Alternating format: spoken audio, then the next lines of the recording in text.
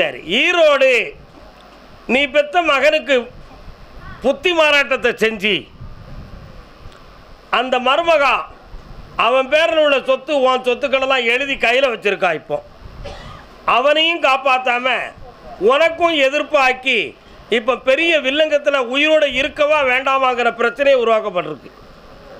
அதனால் அவளை சீர்திருத்துறதா உன் மகனை சீர்திருத்துறதா? அவளைத்தான் திருத்தணும், மகனை திருத்த வேண்டாம்.